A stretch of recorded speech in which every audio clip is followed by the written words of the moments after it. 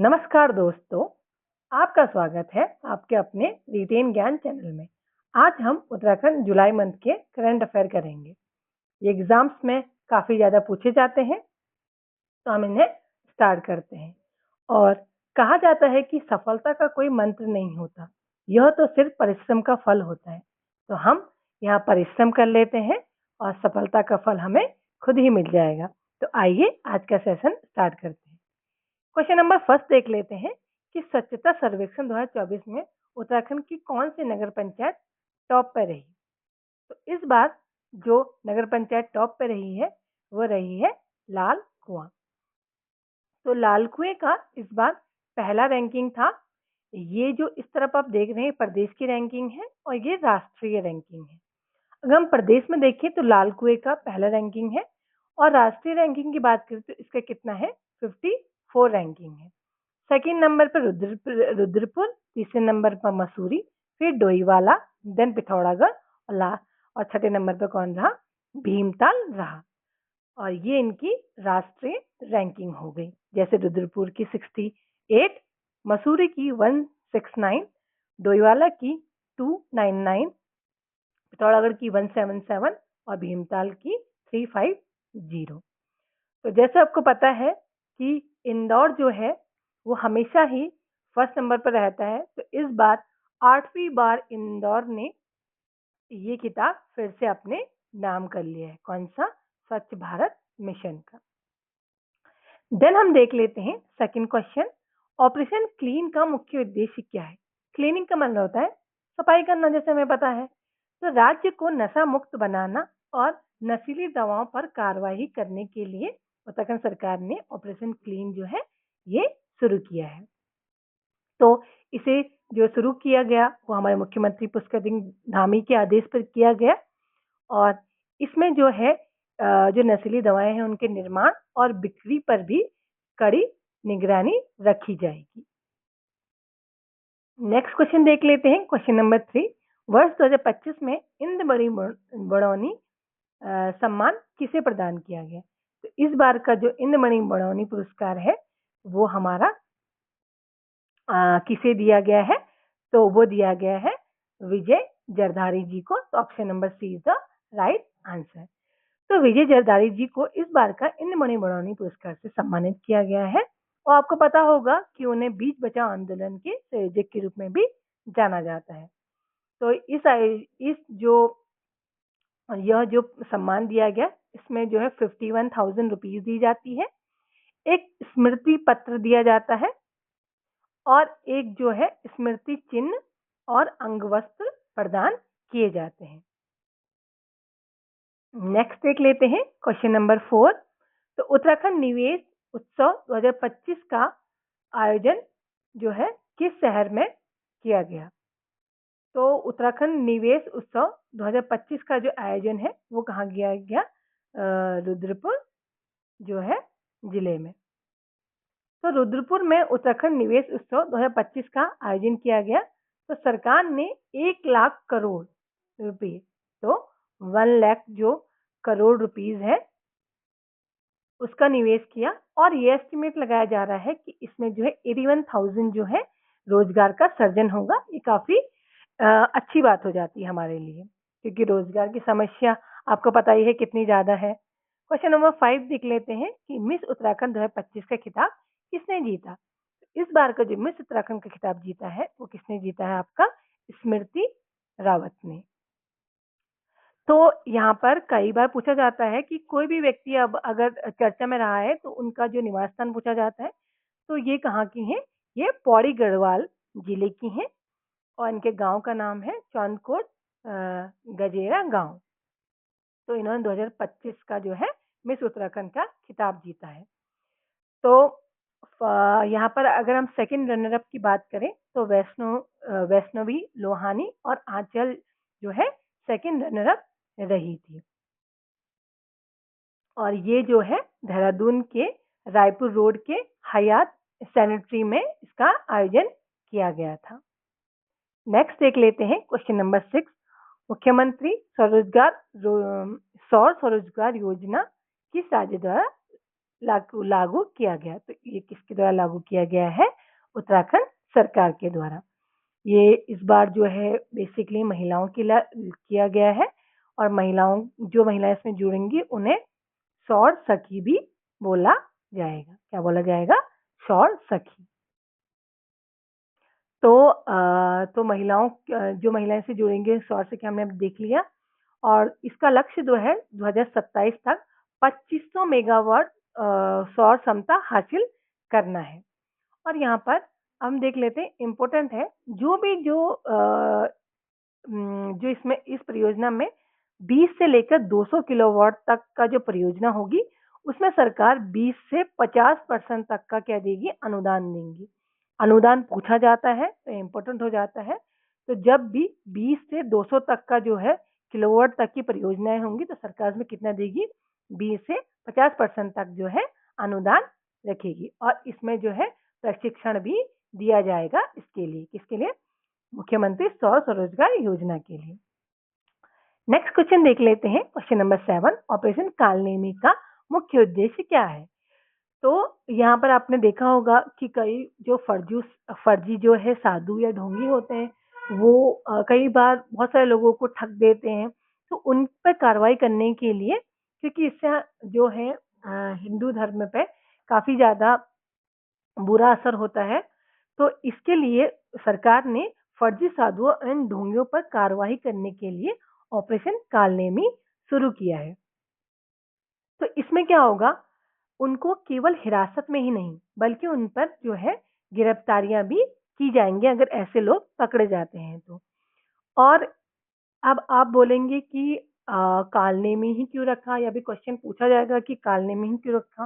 तो हिंदू पौराणिक कथाओं में जो कालनेमी थे वो एक राक्षस थे, तो उससे प्रेरित होकर सनातन धर्म की रक्षा और सामाजिक सौंदर्य को बनाए रखने के लिए इसका नाम क्या रखा गया? कालनेमी रखा गया।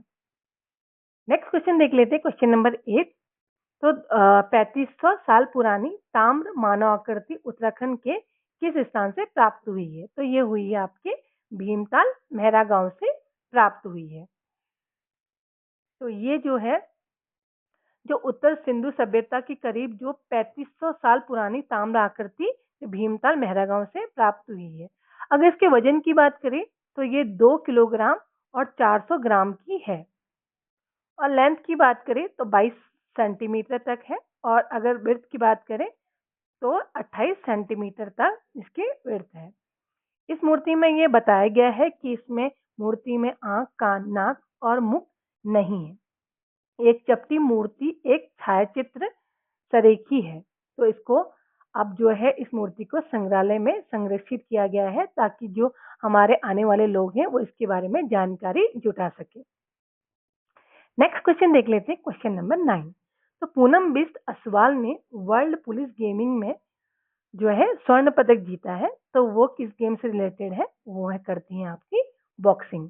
तो किससे रिलेटेड है? वो बॉक्सिंग से रिलेटेड है। तो जो पूनम बिष्ट असवाल है उन्होंने जो है देश और प्रदेश दोनों का नाम रोशन किया है।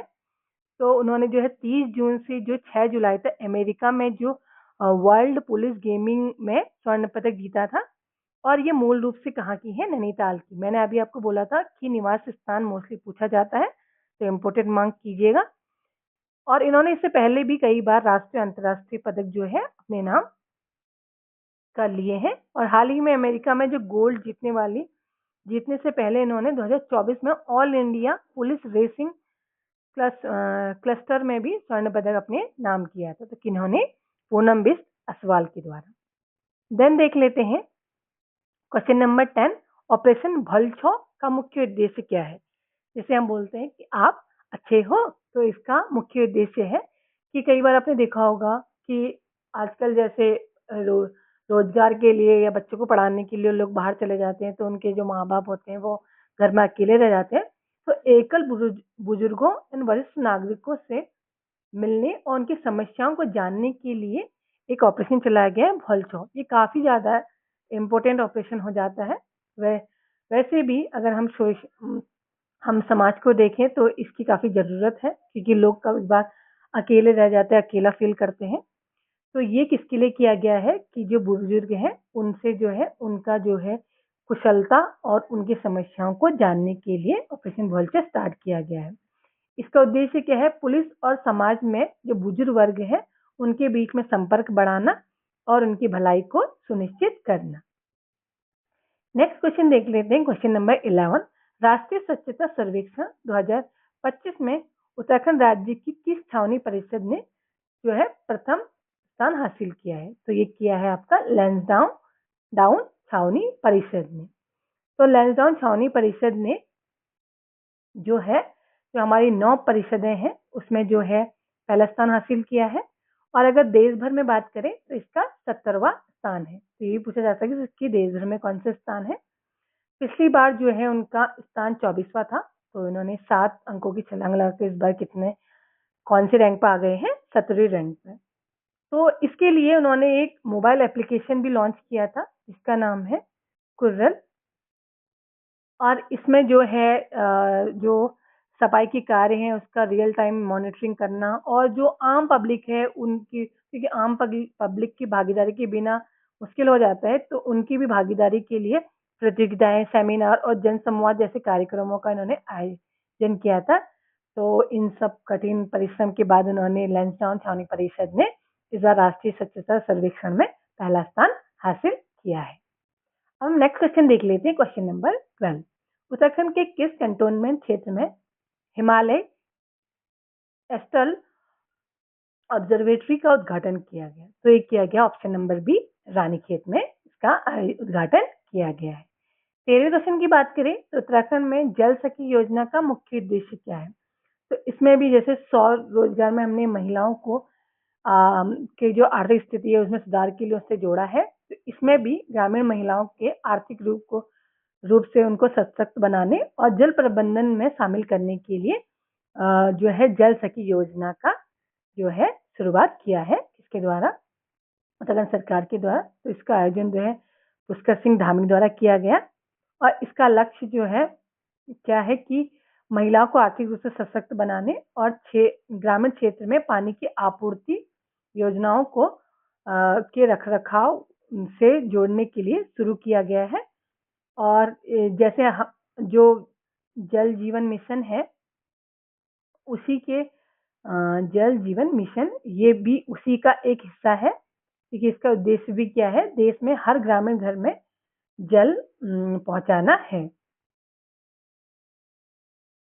अब क्वेश्चन नंबर 14 की बात कर लेते हैं। सुंदरलाल बहुगुणा प्राकृतिक एवं पर्यावरण संरक्षण पुरस्कार 2025 की जो सरकारी श्रेणी है में किसे सम्मानित किया गया है? तो ये किया गया आपका नगर निगम रुद्रपुर को। तो रुद्रपुर को क्या किया गया है? इसमें नगर निगम रुद्रपुर को सरकारी श्रेणी में यह पुरस्कार दिया गया है। और इसमें जो है वहाँ की जो उप नगर आयुक्त थे श्रीमती श्रीपा जोशी, तो श्रीपा जोशी जी को ये पुरस्कार दिया गया। और ये तो सरकारी श्रेणी में था जो मिला नगर निगम रुद्रपुर को, लेकिन अगर गैर सरकारी श्रेणी की बात करें तो ये मिला है विजय जरदारी और श्री प्रताप सिंह पोखरियाल जी को। तो उनको भी गैर सरकारी श्रेणी में ये पुरस्कार दिया गया है। नेक्स्ट देख लेते हैं क्वेश्चन नंबर जो 15 है। उत्तराखंड में हरेला पर्व 2025 के अभियान की शुरुआत मुख्यमंत्री ने किस पौधे को लगाकर की? तो उन्होंने कौन सा पौधा लगाया है? रुद्राक्ष का पौधा लगाया। आपको पता है कि उत्तराखंड में जो हरेला उत्सव है वो कितना ज्यादा इम्पोर्टेंट हो जाता है और कई बार क्वेश्चन पूछा जाता है कि उत्तराखंड उत्सव कब मनाया जाता है? तो ये मनाया जाता है आपका 16 जुलाई को। तो इसमें जो है 16 जुलाई को जो है ऋतु के आगमन पर जो है इस उत्सव को मनाया जाता है। थीम काफी इम्पोर्टेंट हो जाती है। तो इस बार की थीम है वो है हरेला मनाओ, हरेला मनाओ, धरती माता का ऋण चुकाओ। तो क्या है? हरेला मनाओ, धरती माता का ऋण चुकाओ।